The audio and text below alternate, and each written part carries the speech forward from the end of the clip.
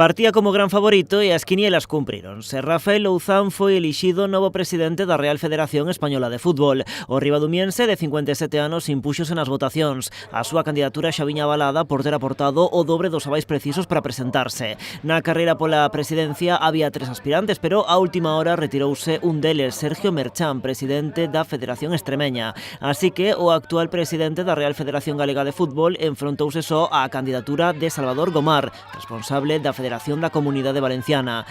Louzán fíxose con 90 votos fronte aos 43 que colleitou o valenciano, 4 en branco e un nulo.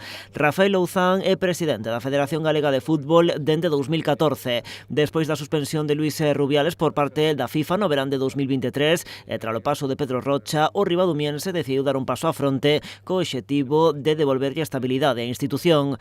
Pero ese semella un obxectivo difícil de conseguir pola súa condena por prevaricación na súa etapa á fronte da Deputación de Pontevedra polo caso da construción dun campo de herba artificial en Moraña. Dende 2022 está condenado a 7 anos de inhabilitación para cargo público, unha medida que non se fixo efectiva porque presentou un recurso no Tribunal Supremo que foi admitido a trámite. Louzán confía en conseguir a absolución, unha decisión que a Xustiza tomará o 5 de febreiro do ano que ven.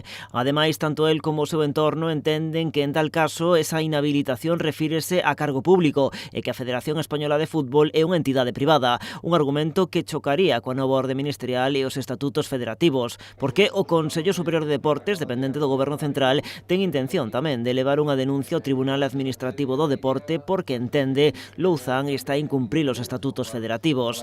Así que a vitoria de Louzán polo de agora ten un certo tinte provisional ata que a Xustiza ditamine a comezos de febreiro.